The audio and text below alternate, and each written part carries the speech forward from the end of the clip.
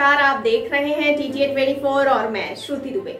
खबर आ रही है पंजाब से, जहां आज कांग्रेस अध्यक्ष अमरिंदर सिंह राजा वरिंग फिरोजपुर पहुंचे, जहां उन्होंने पार्टी पदाधिकारियों और कार्यकर्ताओं से बात की और उनका उत्साहवर्धन किया और सभी को पार्टी के लिए मेहनत करने को कहा। इस बारे में पूछे जाने पर राजा वारिंग ने कहा कि ज्ञानी हरप्रीत सिंह का यह बयान पंजाब का माहौल खराब कर सकता है। ਬਿਆਨ ਹੈਗਾ ਅਕਾਲ ਤਖਤ ਸਾਹਿਬ ਦੇ ਹਥਿਆਰਾਂ ਦਾ, ਉਸ ਨੂੰ ਕਿਵੇਂ ਵੇਖਦੇ ਹੋ ਤੁਸੀਂ? ਟਵੀਟ ਵੀ ਕੀਤਾ। ਦੇਖੋ ਜੀ, ਮੈਂ ਸਮਝਦਾ ਕਿ ਮੈਂ ਉਹਨਾਂ ਦੀ ਬੜੀ ਕਦਰ ਕਰਦਾ ਬਤੌਰ ਅਕਾਲ ਤਖਤ ਸਾਹਿਬ ਦੇ ਜਥੇਦਾਰ ਹੋਣ ਦੇ ਕਰਕੇ, ਔਰ ਮੈਂ ਸਮਝਦਾ ਕਿ ਬਹੁਤ ਮਦਭਾਗਾ ਬਿਆਨ ਉਹਨਾਂ ਨੇ ਦਿੱਤਾ ਕਿ ਸਾਨੂੰ ਮਾਡਰਨ ਹਥਿਆਰਾਂ ਦੀ ਲੋੜ ਹੈ, ਜਦਕਿ ਮੈਨੂੰ ਨਹੀਂ ਲੱਗਦਾ ਕਿ ਇਸ ਤਰ੍ਹਾਂ ਦੀ ਕਿਸੇ ਵੀ ਚੀਜ਼ ਦੀ ਸਾਨੂੰ ਲੋਕਾਂ ਨੂੰ ਲੋੜ ਹੈ। ਜਿਸ ਕਿਸੇ ਨੂੰ ਵੀ ਆਪਦੀ ਸਿਕਿਉਰਿਟੀ ਦੇ ਵਾਸਤੇ ਹਥਿਆਰ ਚਾਹੀਦਾ, ਉਹ ਲਾਇਸੈਂਸ ਹਥਿਆਰ ਲੈ ਸਕਦੇ, ਉਹਦੇ ਤੇ ਕੋਈ ਮਨਾ ਹੀ ਨਹੀਂ, ਚਾਹੇ ਕੋਈ ਹਿੰਦੂ ਹੈ, ਚਾਹੇ ਕੋਈ ਸਿੱਖ ਹੈ, ਚਾਹੇ ਕੋਈ ਗਰੀਬ ਹੈ। ਲੇਕਿਨ ਇਸ ਤਰ੍ਹਾਂ ਕੋਈ ਪਾਰਟਿਕੂਲਰਲੀ ਇੱਕ ਗੱਲ ਕਹਿਣੀ ਕਿ ਸਿੱਖਾਂ ਨੂੰ ਹਥਿਆਰ ਦੀ ਲੋੜ ਹੈ, ਮੈਂ ਸਮਝਦਾ ਕਿ ਉਸ ਗੱਦੀ ਤੇ ਬੈਠ ਕੇ ਸਿੰਘ ਸਾਹਿਬਾਨ ਨੂੰ ਸ਼ੋਭਾ ਨਹੀਂ ਦਿੰਦਾ। ਇਹ ਗੱਲ ਤਾਂ ਮੈਂ ਮੰਨ ਸਕਦਾ ਕਿ ਕੋਈ ਅਗਰ ਕੋਈ ਮੁਸਲਿਮ ਭਰਾ ਵਿਚਾਰਾ ਜਿਹਦੇ ਨਾਲ ਰੋਜ਼ਾਨਾ ਵਾਰਦਾਤਾਂ ਹੋ ਰਹੀਆਂ ਦੇਸ਼ ਦੇ ਅੰਦਰ, ਕਿਸੇ ਕਮਿਊਨਿਟੀ ਨੂੰ ਇਨਸਿਕਿਉਰਿਟੀ ਹੋਵੇ ਕਿ ਇਸ ਤਰ੍ਹਾਂ ਦਾ ਉਹਨਾਂ ਨਾਲ ਵਿਤਕਰਾ ਹੁੰਦਾ ਹੋਵੇ, ਤਾਂ ਸ਼ਾਇਦ ਕੋਈ ਸਾਥੀ ਅਗਰ ਉਹਨਾਂ ਦਾ ਮੁਖੀ ਉਸ ਕੋਈ ਇਹੋ ਜਿਹਾ ਬਿਆਨ ਦੇਵੇ ਤਾਂ ਗੱਲ ਸੋਚ ਬੰਦਾ ਸਕਦਾ। ਇਸ ਸਿੰਘ ਸਾਹਿਬਾਨਾਂ ਨੂੰ ਮੈਂ ਪੁੱਛਣਾ ਚਾਹੁੰਦਾ ਕਿ ਕਿਹੜੇ ਸੰਕਲਪ 'ਚ ਉਹਨਾਂ ਨੇ ਗੱਲ ਕਹੀ। ਸਾਨੂੰ ਬਿਲਕੁਲ ਹਥਿਆਰਾਂ ਦੀ ਬਿਲਕੁਲ ਲੋੜ ਨਹੀਂ ਹੈ, ਔਰ ਜਿਸ ਵਿਅਕਤੀ ਨੂੰ ਵੀ ਆਪਦੀ ਸਿਕਿਉਰਿਟੀ, ਕੋਈ ਲੋਕਾਂ ਨੇ ਮੈਨੂੰ ਸਵਾਲ ਕੀਤੇ ਕਿ ਲਾਇਸੈਂਸ ਹੱਥਲਾ, ਮੈਂ ਕਹਿੰਦਾ ਲੈ ਲਓ ਜਿਹਨੂੰ ਲੱਗਦਾ, ਲੇਕਿਨ ਉਹ ਜ਼ਿੰਮੇਦਾਰ ਵਿਅਕਤੀ ਹੋਣਾ ਚਾਹੀਦਾ, ਕਿਉਂਕਿ ਉਸ ਹਥਿਆਰ ਦਾ ਉਹ ਇਸਤੇਮਾਲ ਆਪਦੀ ਹਿਫਾਜ਼ਤ ਵਾਸਤੇ ਕਰੇ, ਨਾ ਕਿ ਕਿਸੇ ਦਾ ਖੂਨ ਖਰਾਬਾ ਕਰਨ ਵਾਸਤੇ ਕਰੇ। ਰੋਜ਼ਾਨਾ ਸਾਡੀਆਂ ਕੋਰਟਸੇ ਸਾਨੂੰ ਨਸੀਹਤਾਂ ਦਿੰਦੀਆਂ ਕਿ ਆਹ ਜਿਹੜੇ ਗਾਣੇ ਗਾਉਂਦੇ ਨੇ ਲੋਕ, ਗਨ ਕਲਚਰ ਬਹੁਤ ਹੈ, ਗੈਂਗਸਟਰ ਵਾਰ ਬਹੁਤ ਹੈ। ਇਸ ਬਿਆਨ ਦੇ ਨਾਲ ਮੈਨੂੰ ਲੱਗਦਾ ਕਿ ਪੰਜਾਬ ਦੇ ਵਿੱਚ ਖਲਬਲੀ ਪੈਦਾ ਹੋਈ ਹੈ। ਇਸ ਸਿੰਘ ਸਾਹਿਬਾਨ ਸਾਹਿਬ ਨੂੰ ਪੁੱਛਣਾ ਚਾਹੀਦਾ ਕਿ ਤੁਸੀਂ ਇਹ ਬਿਆਨ ਦੇਣ ਦੇ ਪਿੱਛੇ ਰਾਜ ਕੀ ਸੀ? ਕੱਲ ਨੂੰ ਹਿੰਦੂ ਭਰਾ ਕਹਿਣਗੇ ਵੀ ਹਿੰਦੂਆਂ ਨੂੰ ਇੱਕ ਸ਼ਾਸਤਰ ਦੀ ਲੋੜ ਹੈ, ਕੱਲ ਨੂੰ ਕੋਈ ਹੋਰ ਵਿਅਕਤੀ ਕਹੇਗਾ ਜਾਤੀ ਕੀ ਵੀ ਫਲਾਂ ਦੀ ਲੋੜ ਹੈ, ਕੱਲ ਨੂੰ ਉੱਥੋਂ ਪੰਨੂ ਇਹ ਗੱਲ ਕਹੇਗਾ, ਕੋਈ ਕਹੇਗਾ ਕਿ ਬਿਲਕੁਲ ਇਹ ਹੁਣ ਚੰਗੀ ਗੱਲ ਕਹੀ ਹੈ ਸਿੰਘ ਸਾਹਿਬਾਨਾਂ ਨੇ, ਇਹ ਚੰਗਾ ਇੱਕ ਬਿਆਨ ਦਿੱਤਾ ਤੇ ਹੁਣ ਸਾਨੂੰ ਸਿੱਖਾਂ ਨੂੰ ਲਾਮਬੰਦ ਹੋਣ ਦੀ ਲੋੜ ਹੈ, ਜਿਹਦੇ ਨਾਲ ਪੰਜਾਬ ਦੇ ਹਾਲਾਤ ਖਰਾਬ ਹੋ ਸਕਦੇ ਹੈ। ਪੰਜਾਬ ਦੇ ਬਹੁਤ ਸੰਤਾਪ ਹੋ ਗਿਆ ਹੈ। ਇਹੋ ਜਿਹੀਆਂ ਗੱਦੀਆਂ ਤੇ ਵਿਰਾਜਮਾਨ ਲੋਕਾਂ ਨੂੰ ਮੇਰੀ ਬੇਨਤੀ ਹੈ ਕਿ ਉਹ ਸੋਚ ਸਮਝ ਕੇ ਆਪਦੇ ਅਹੁਦੇ ਦਾ ਇਸਤੇਮਾਲ ਕਰਨ, ਕਿਉਂਕਿ ਉਹਨਾਂ ਦੇ ਮੂੰਹ ਚੋਂ ਨਿਕਲੇ ਹੋਏ ਸ਼ਬਦ कोई ऐसा विचार ना बन जाए जिसके नाल पंजाब के अंदर खलबली पैदा हो। खबर आ रही है संभल से, जहां गांव में जबरदस्त फायरिंग हुई, 5 लोगों को इसमें गोली लगी और 2 की हालत गंभीर है। घायलों को जिला अस्पताल में भर्ती कराया गया है। वहीं पुलिस घटना की वजह प्रेम प्रसंग बता रही है। आपको बता दें कि ये पूरा मामला नखासा थाना के गाँव ताजपुर का है। मुझे क्या हुआ, ये जो गोली लगी है, ये साहब मार रहे थे, वो अब जो भाग कर आ रहे हैं ना, तो मतलब वो निकाला है बंदूक, बंदूक निकाला है, तमंचा। अच्छा, किस बात पे हुआ था झगड़ा? हाँ, झगड़ा किस बात पे हुआ था? झगड़ा ये है कि लड़के को छेड़ा उन्होंने। किसकी? आपकी? ना, उनकी नहीं, लड़की किसकी? उनकी लड़की जो उनको गोली लगी है। आपके परिवार की ना? हाँ हाँ हाँ। अच्छा, फिर उसके बाद ये तो आज हुआ है झगड़ा। अच्छा, कल मतलब पुलिस आ गई तो अपने लोंडो को ले गई पकड़ कर। हाँ, लड़की कब छेड़ी थी? परसों छेड़ी। अच्छा, फिर आज विवाद कैसे हुआ? मुकदमा लिखा गया था ना। आज विवाद कैसे हुआ ये? हाँ, ये आज गोली कैसे चली? ये ऐसे चली, ये ताल में शहर से गए 2-3 आदमी, मोटरसाइकिल पे छोड़ कर आया एक आदमी। हाँ, बात क्या हो रही थी? हम तो नमाज पढ़ने गए हैं। नमाज क्या नाम है इनका जिनकी गोली लगी है? साहिब। अच्छा, जिन्होंने मारी उनका नाम क्या है? शरीफ और फयूम। कहाँ के रहने वाले हैं? ताजपुर के। ताजपुर हाँ गांव के। हाँ। थाना नकासा। थाना नखासा क्षेत्र में ताजपुर गांव में दो पक्षों में प्रेम प्रसंग को लेके मारपीट और फायरिंग की घटना हुई है, जिसमें 5 लोगों को चोटें आई है। 2 लोग गंभीर बताए जा रहे हैं, जिनको इलाज के लिए मुरादाबाद हायर सेंटर रेफर किया गया, जहां उनका इलाज चल रहा है। मुकदमा लिखा जा रहा है। बाकी घटना की गहराई से जांच पड़ताल की जा रही है और घटना करने वालों को गिरफ्तार करने का प्रयास किया जा रहा है। क्या सर दोनों एक ही समुदाय के लोग हैं? दोनों ही मुस्लिम हैं, दोनों पक्ष, और एक ही गांव के भी रहने वाले हैं। खबर आ रही है पंजाब से, जहां सुबह फिरोजपुर शहर के मुल्तानी गेट के पास एक दर्दनाक हादसा हुआ, जहां पर एक बुजुर्ग की ट्रक के नीचे आने से मौत हो गई। हादसा इतना भयानक था कि बुजुर्ग के परखच्चे उड़ गए। जानकारी मिलने के बाद थाना सिटी की पुलिस देर से पहुंची, लेकिन जिला ट्रैफिक पुलिस के कर्मचारी मौके पर पहुंच गए और ट्रैफिक को कंट्रोल किया। जानकारी मिलने के बाद मृतक बुजुर्ग के पारिवारिक सदस्य मौके पर पहुंचे। हावी वाले थे ਸਾਨੂੰ ਇਹ ਪਤਾ ਲੱਗਾ ਵੀ ਸੁਣਿਆ ਗਿਆ ਘਰੇ। ਮੈਂ ਖੇਤ ਬਾਹਰ ਗਿਆ ਸੀ, ਪੱਠੇ ਵੱਢਣ ਗਿਆ ਸੀ ਤੇ ਬਜ਼ੁਰਗ ਦਾ ਨਾਂ ਕੀ, ਉਮਰ ਕਿੰਨੀ? ਇਹਦੀ ਹੈਗੀ 80 ਸਾਲ ਦੀ ਹੈਗੀ ਉਮਰ। ਕੀ ਨਾਮ ਇਹਦਾ? ਹਰਦੇਵ ਸਿੰਘ। ਹਾਂਜੀ। ਕੀ ਕਰਨਾ ਆਇਆ ਇੱਧਰ? ਸ਼ਹਿਰ ਬਸ ਨਾ ਦੰਦ ਹੱਲਾ ਆਇਆ ਮਾੜਾ ਮੋਟਾ, ਤੇ ਦੰਦ ਵਿਖਾਉਣ ਆਇਆ ਤੇ ਟਿਕਟ ਲਵਾਉਣ ਆਇਆ। ਤੁਹਾਨੂੰ ਜਦੋਂ ਪਤਾ ਲੱਗਾ ਤੁਹਾਨੂੰ ਕਿਸ ਤਰ੍ਹਾਂ ਦਾ? ਤੇ ਮੇਰੇ ਮਨ ਸੁਣਿਆ ਗਿਆ ਤੇ ਮੇਰਾ ਮਸੇਰ ਗਿਆ ਮਗਰ। ਕੀ ਉਹਨਾਂ ਨੇ ਕਿਹਾ? ਤੇ ਇਹਨਾਂ ਦਾ ਐਕਸੀਡੈਂਟ ਹੋ ਗਿਆ ਸੀ। ਕਿਹਦੇ ਥੱਲੇ ਆਇਆ? ਇਹ ਗੱਡੀ ਥੱਲੇ ਆਇਆ ਸੀ। ਹਾਂ ਕਾਰਵਾਈ ਦੀ ਕਿਹੜਾ ਕਰਨਾ ਤਾਂ ਕਰਨਾ ਹੀ ਹੈ, ਕਿਹੜਾ ਮਾੜਾ ਮੋਟਾ ਕਾਰਵਾਈ ਹੋਣੀ ਚਾਹੀਦੀ ਗੱਡੀ। ਹਾਂ। ਦੀਵਾਨ ਸਿੰਘ ਜੀ। ਦੀਵਾਨ ਸਿੰਘ ਜੀ ਜੀ ਸਾਡਾ ਨਾਨਾ ਲੱਗਦਾ ਸੀ ਜੀ। ਇਹ ਸਰ ਉਹਨਾਂ ਨੇ ਕੀ ਸਵੇਰੇ 8 ਵਾਲੀ ਬੱਸ ਚੜਿਆ, ਇੱਥੇ ਆ ਗਏ ਤੇ ਦੰਦ ਵਿਖਾਉਣ ਆਇਆ ਸੀ ਤੇ ਉਹਨਾਂ ਕਿਤੇ ਜਾ ਰਹੇ ਸੀ, ਉਹਨਾਂ ਮਾਰੀ ਟੱਕਰ, ਸਪੀਡ ਤੇ ਗੱਡੀ ਸੀ, ਉਹਨਾਂ ਟੱਕਰ ਮਾਰਨ ਨਾਲ ਇਹਦੀ ਮੌਤ ਹੋ ਗਈ ਹੈ ਤੇ ਮੌਕੇ ਤੇ ਉਹ ਫਰਾਰ ਹੋ ਗਏ ਆ। ਅਸੀਂ ਕਾਨੂੰਨੀ ਕਾਰਵਾਈ ਦੀ ਇਹ ਮੰਗ ਕਰਨਾ ਚਾਹੁੰਦੇ ਹਾਂ, ਉਹਦੇ ਸਖਤ ਕਾਰਵਾਈ ਕੀਤੀ ਜਾਵੇ। ਹਾਂਜੀ। ਬਜ਼ੁਰਗ ਦੀ 80 ਸਾਲ ਜੀ। ਹਾਂਜੀ, ਦੰਦ ਦਰਦ ਸੀ, ਕਹਿੰਦਾ ਪਿਆ ਸੀ ਮੈਂ ਦੰਦ ਵਿਖਾਉਣ ਚੱਲਿਆ ਤੇ ਇਹ ਕਿ ਉੱਧਰ ਗਿਆ ਚਲੇ, ਸਾਡੇ ਕੋਲ ਟਾਈਮ ਨਹੀਂ ਹੈਗਾ ਸੀ ਅੱਜ। ਹਾਂਜੀ, ਮੌਤ ਹੋ ਗਈ ਸਾਨੂੰ ਅੰਦਰ ਕੀ ਇੱਥੋਂ ਮੁੰਡੇ ਨੇ ਫੋਨ ਕੀਤਾ, ਕਹਿੰਦਾ ਮੌਤ ਹੋ ਗਈ ਆ। ਕੀ ਨਾਮ ਕੀ ਤੁਹਾਡਾ? ਜੋਗਿੰਦਰ ਕੌਰ। ਜੋਗਿੰਦਰ ਕੌਰ, ਕੀ ਹੋਇਆ ਬਾਪੂ ਦਾ, ਕਿਸ ਤਰ੍ਹਾਂ ਆਇਆ ਇੱਧਰ? ਬਾਪੂ ਇਹ ਸਾਨੂੰ ਨਹੀਂ ਪਤਾ ਕਿਸ ਤਰੀਕੇ ਆਇਆ ਹੈ ਕਿ ਨਹੀਂ, ਦੰਦ ਵਿਖਾਉਣ ਆਇਆ ਕਿ ਕਿਵੇਂ ਆਇਆ ਹੈ। ਇਹ ਉੱਥੋਂ ਕਿਸੇ ਚੀਜ਼ ਤੇ ਆ ਗਿਆ ਤੇ ਇੱਥੇ ਬੱਸ ਤੇ ਆਇਆ ਕਿ ਕਿੰਦੇ ਤੇ ਆਇਆ, ਇਹ ਨਹੀਂ ਸਾਨੂੰ ਪਤਾ ਹੈਗਾ। ਇੱਥੇ ਆ ਕੇ ਤੁਹਾਨੂੰ ਮੌਤ ਦਾ ਕਿਵੇਂ ਪਤਾ ਲੱਗਿਆ? ਸਾਨੂੰ ਮੌਤ ਦਾ ਕਿਸੇ ਬੰਦੇ ਦੱਸਾ ਹੈ, ਇੱਥੋਂ ਦਾ ਨਾਨਾ ਮੁੱਕ ਗਿਆ। ਹਾਂ, ਟਰੱਕ ਸਾਨੂੰ ਕਹਿੰਦੇ ਤੇਰਾ ਡੈਡੀ ਤੇ ਮੈਂ ਸਾਡਾ ਨਾਮ ਤਾਂ ਕਰਦੇ ਕਰ ਦਿਓ। ਇੱਕ ਬਜ਼ੁਰਗ ਵਿਅਕਤੀ ਹੈਗਾ, ਇਹ ਸੀਗਾ ਇੱਥੇ ਮੈਡੀਸਨ ਲੈਣ ਵਾਸਤੇ ਆਇਆ ਹੋਇਆ ਸੀ, ਪੈਦਲ ਜਾ ਰਿਹਾ ਸੀ। ਇੱਕ ਤੇਜ਼ਧਾਰ ਟਰੱਕ ਹੈਗਾ ਜੀ, ਉਹ ਡਰਾਈਵਰ ਨੇ ਉੱਤੇ ਚੜ੍ਹਾ ਦਿੱਤਾ, ਜਿਹਦੀ ਮੌਕੇ 'ਤੇ ਡੈਥ ਹੋ ਗਈ ਹੈ।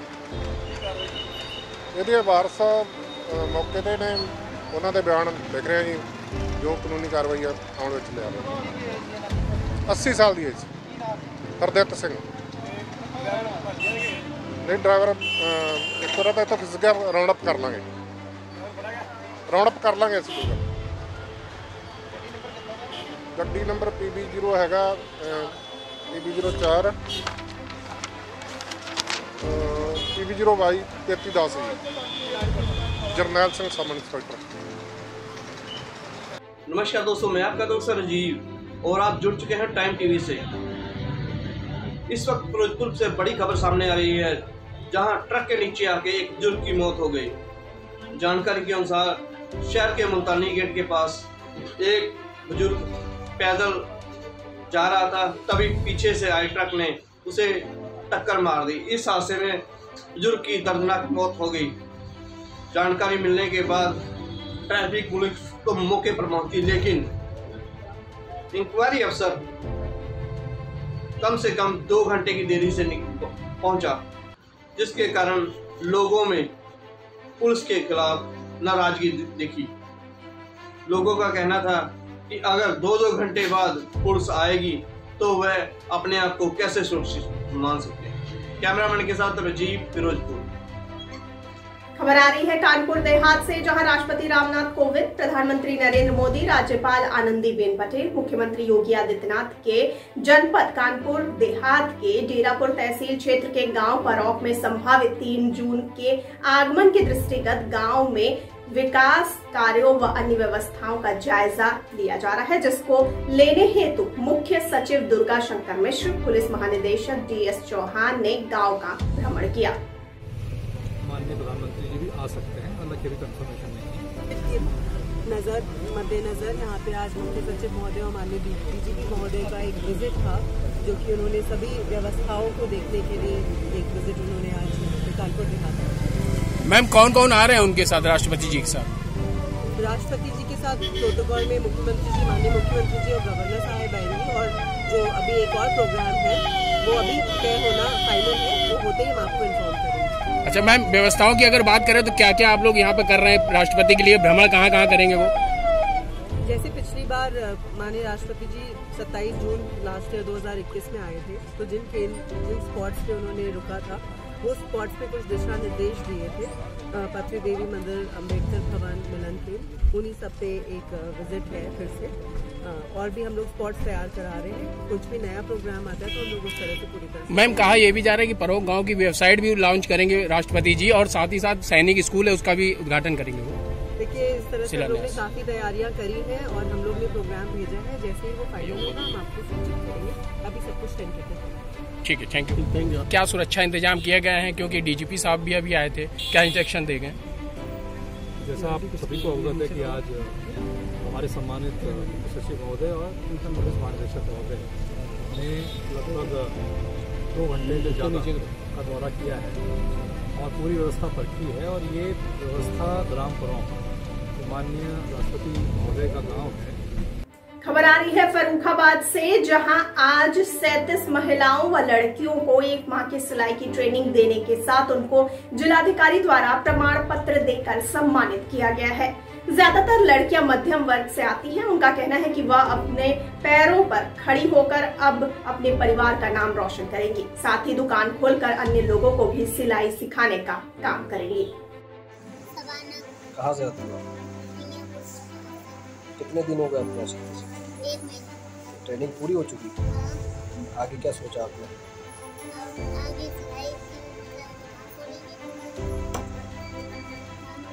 आज आपको DM साहब ने सर्टिफिकेट दिया, कैसा महसूस हो रहा है? DM साहब द्वारा आपको सम्मानित किया गया है, तो आपको कैसा महसूस हो रहा है?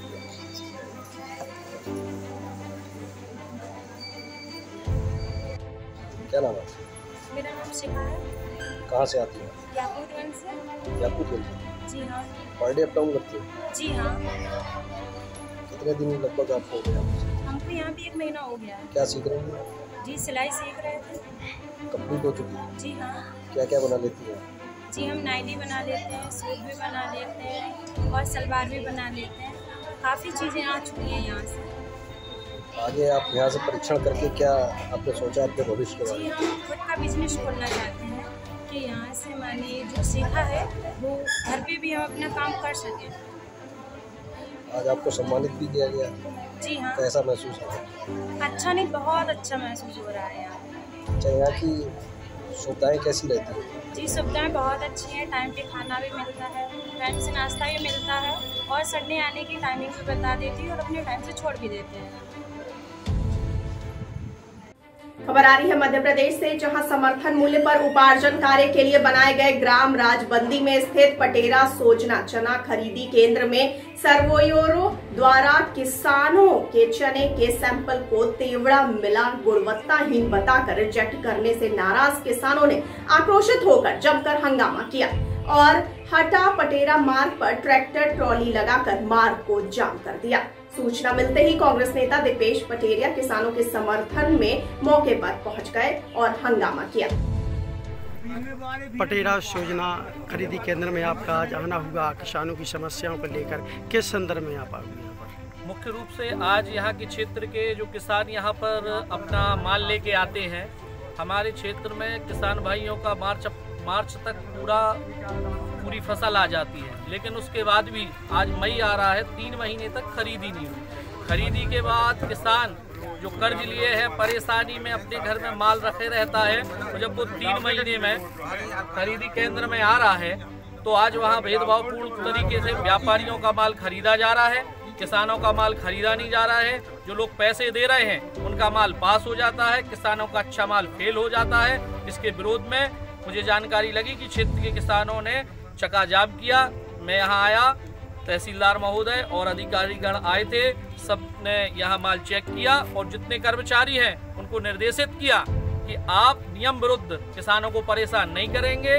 और हम लोगों ने इसी शर्त पे यह धरना प्रदर्शन खोला, रोड जाम खोला कि जब जो यहाँ किसान हैं जिनका माल सही है और उनको गलत कह के या उनसे पैसे लिए जा रहे थे या उनका माल वापस किया जा रहा था, सब किसानों का माल खरीदा जाएगा, नियम विरुद्ध कुछ होगा नहीं। और अगर अधिकारियों ने साफ तौर पर कहा है कि अगर जो कर्मचारी किसानों को परेशान करेंगे, नियम विरुद्ध करेंगे, उन पर कार्रवाई होगी।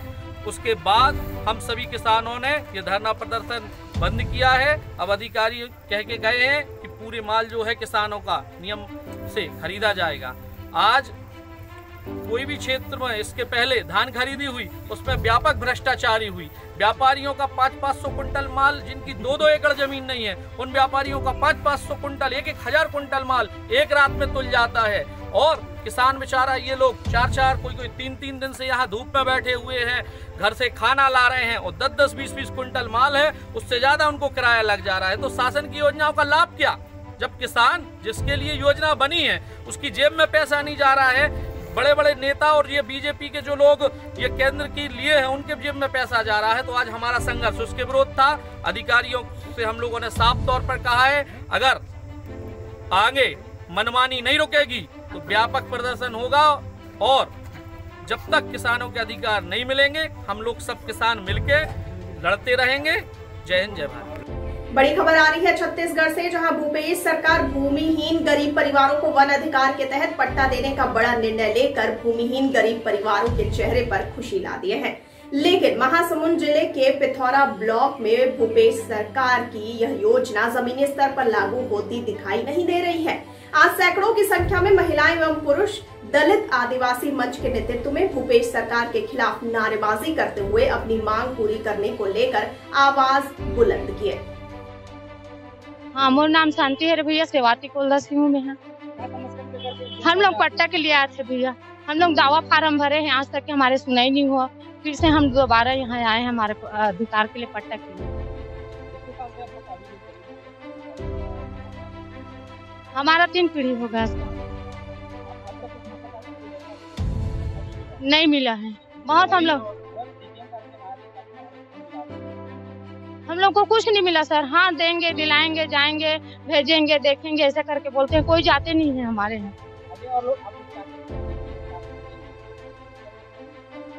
हम लोग आगे लड़ेंगे सर। हाँ, मेरा नाम राजीव है और मैं पिथौरा की हूँ और हमारा संगठन दलित आदिवासी मंच है। जो जब से ये कानून बना है 2006 से हम लोग लगातार धरातल पे वन अधिकार कानून पे काम कर रहे हैं, कसडोल ब्लॉक और पिथौरा ब्लॉक में।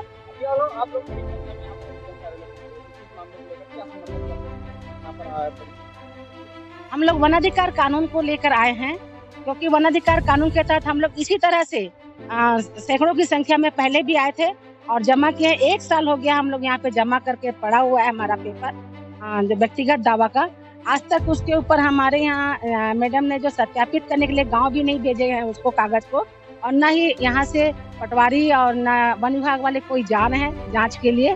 तो हम दोबारा यहाँ पे याद दिलाने आए हैं कि वन अधिकार कानून का इस तरह से उल्लंघन किया जा रहा है, जबकि ये 60 दिन के अंदर इसको जो सत्यापित करना चाहिए, पटवारी आरआई से लेकर वन विभाग को गांव पे जाना चाहिए, उसका सत्यापन करना चाहिए और उसको आदेशित करना चाहिए। लेकिन हमारे यहाँ जो है बिल्कुल जीरो चल रहा है महासमुंद का। और जो लोग पिछले समय 700 लोग आए थे, अभी तो हम लोग 350 लोग यहाँ आए हुए हैं और फिर से याद दिला रहे हैं कि हमारा जो जमा किया हुआ व्यक्तिगत वनाधिकार पट्टा है, इसको तत्काल आप लोग निराकरण कीजिए, लोगों को वनाधिकार का पट्टा दीजिए, क्योंकि वन विभाग वाले भी जो अभी महुआ तेंदू जो बीन रहे हैं उसका जो है पैसा लेते हैं और उसके बाद जंगलों में उसको घुसने दे रहे हैं, जबकि ये सरासर गलत है। वन अधिकार कानून का उल्लंघन हो रहा है और हम यहाँ पे आप लोग के जरिए ये अवगत करा रहे हैं कि भूपेश सरकार ने अपने घोषणा पत्र में ये कहे थे कि जितने भी वनाश्रित लोग हैं उनको मैं जब जीत के आऊंगा तो वन अधिकार का पट्टा सभी को दिलाऊंगा, लेकिन अभी तक जो है हमारे यहाँ जीरो है, पूरा महासमुंद जीरो है कहे अलग अलग सभी जिलों से। तो हम दोबारा आग्रह कर रहे हैं कि तत्काल जो है सबको वनाधिकार का पट्टा दिया जाए, साथ में सामुदायिक वनाधिकार का भी पट्टा दिया जाए। अगर हमारे साथ में आनाकानी कर रहे हैं तो हम आगे भी लड़ाई लड़ेंगे और अपना जंगल को, अपना वनों को, अपना जमीन को हम बचा के रहेंगे, क्योंकि ये नारा है हमारा, जोन खेत में नांगर चलाई वही खेत के मालिक होगी। ये कलेक्टर सर के नाम से ज्ञापन है और करीबन 6 गाँव के लोग यहाँ पर आए हुए हैं। इन्होंने वन अधिकार की मान्यता पत्र संबंधी मांग लेकर उपस्थित हुए हैं। इनके द्वारा पूर्व में जो आवेदन प्रस्तुत किए गए हैं उस पर विचार के लिए ग्राम पंचायत स्तर पर वन अधिकार समिति को दावे भेज दिए गए हैं, जिसमें कार्रवाई पूरी होते ही इनको जो पात्रता अपात्रता का निर्धारण है ग्राम स्तर पर वन अधिकार समिति करती है, उनके समक्ष परीक्षण के लिए भेज दिया गया है। संबंधित विभागों को और साथ ही हमारे राजस्व विभाग को भी निर्देशित किया गया है। साथ ही उन्हें आज उनका रिव्यू भी लिया जा रहा है कि कितने आवेदनों पर स्थल निरीक्षण वगैरह कंप्लीट करके और इसको हम आगे की कार्रवाई करेंगे।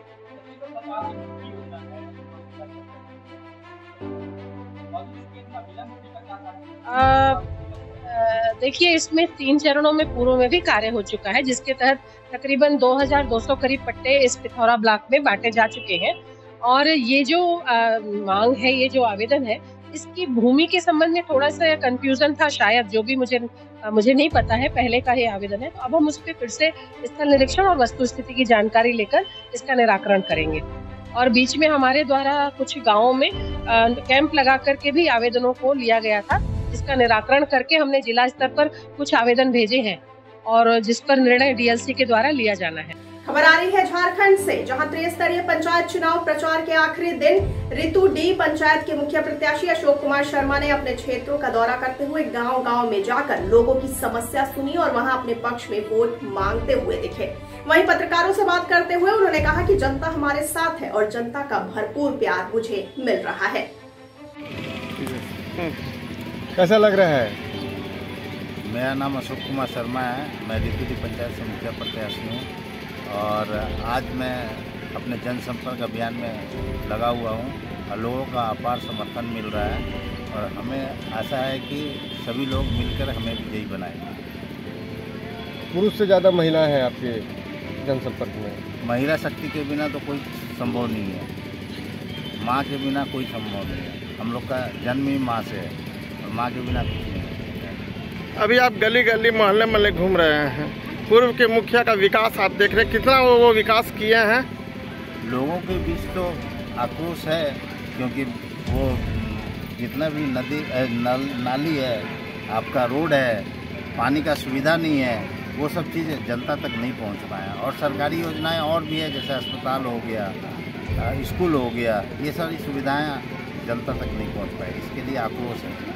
क्या लगता है जो विकास का उनको फंड मिलती थी, वो विकास का फंड कहीं उनके पॉकेट में चला गया कि वो विकास में ही लगा है? नहीं, ये सारी चीज़ें तो जनता को देखना है और जनता डिसाइड कर रही है कि क्या करना है नहीं करना है। ये चीज़ तो हम नहीं बोल सकते हैं कि पॉकेट में गया कि कहाँ गया, लेकिन जनता को दिख रहा है, जनता अपना डिसीजन ले। आप अगर विजय होकर आते हैं तो प्रथम कार्य क्या रहेगा आपका? मेरा पहला काम रहेगा आरओ पानी अपने जनता के बीच पहुंचाना और अस्पताल का व्यवस्था और स्कूल का, ये मेरा। महिला सशक्तिकरण है, महिला के लिए सबसे पहले क्या कीजिएगा? उनको स्वरोजगार के थ्रू हम लोग संगठित करेंगे और उनको रोजगार देंगे, प्लस वृद्धा पेंशन, विधवा पेंशन से बहुत लोग आहत हैं कि हमको नहीं मिला अभी तक, उस पर भी हम लोग को काम करना है। सभी लोगों को उस पर जो हमसे बन सकेगा हम करेंगे, हर संभव मदद। विजय से कितना दूर है? बस नज़दीक ही है, विजय के नज़दीक हैं और इसका हम क्या बोलेंगे। खबर आ रही है बंगाल से, जहां विशिष्ट इंटेल टीम एसओजी पीसी पर कार्रवाई करते हुए सिलीगुड़ी पुलिस थाने की सहायता से सिलीगुड़ी थाने के सुभाष पल्ली बाजार स्थित सावी नाम के एक सैलून में छापेमारी की गई और 4 व्यक्तियों को गिरफ्तार किया गया। बड़ी खबर आ रही है लखनऊ से, जहां यूपीएमआरसी के निदेशक कुमार केशव ने इन्वेंट लोब एवं सोशियो टैब द्वारा आयोजित 5 दिवसीय समर मेट्रो फेयर 2022 के ग्रीष्मकालीन कार्यशाला एवं कला प्रदर्शनी का हुसैनगंज मेट्रो स्टेशन पर शुभारंभ किया। कला की बारीकियों से युवा रूबरू हो, बच्चों के मेडिकल और डेंटल चेकअप के लिए कैंप लगाए जाने की योजना बनाई गई है। कैसे स्टार्ट किया जाता है, बच्चों को कैसे ये इवेंट सोशियो टैब और इवेंट लोब ने लगाया था, जो कि 5 दिन का टोटल इवेंट था। आज इसका चौथा दिन है। आज हम जैसे हमारे जो सार्थक फाउंडेशन के बच्चे हैं उनके लिए हमने आर्ट वॉश टेक्निक भी करी है। साथ में अब इनका 4 बजे से लेके 5 बजे तक इनका डेंटल चेकअप कराएंगे, जिससे क्या होता है ना, डेंटल चेकअप और पूरा हेल्थ चेकअप होगा, जिससे इन बच्चों को उतनी सेवाएं नहीं मिल पाती हैं। तो इसीलिए हमने ये सारा 1 घंटे का चेकअप इनके लिए यहाँ पे करा है। साथ में ही कल हमारा जब क्लोजिंग सेरेमनी होगी तो उसके लिए भी हमने इनके लिए बहुत सारी एक्टिविटीज़ करी हैं, उसमें भी हेल्थ चेकअप होगा। और हम लोग एक विकी फाउंडेशन ऑर्गेनाइजेशन है जो इन बच्चों को खाना वाना प्रोवाइड करा रही है, सारी चीज़ें। तो ये इन बच्चों के लिए 5 दिन की पूरी एक्टिविटी है, जो कि बच्चों को इससे सीखने भी मिलेगा। साथ में उनकी हेल्थ के बारे में भी पूरा ट्रीटमेंट वगैरह हो जाएगा। मैम, ये बच्चे कहाँ से आए हैं? ये बच्चे सार्थक ऑर्गेनाइजेशन से, सार्थक फाउंडेशन से, जो कि पूरा अंडर प्रिविलेज बच्चों को पढ़ाते हैं और उनके बाद पूरा टेक केयर वगैरह करते हैं। ठीक है, धन्यवाद। तो ये थी इस वक्त की बड़ी खबर। आगे खबरों के लिए बने रहिए TTN 24 के साथ। मुझे दीजिए इजाजत। नमस्कार।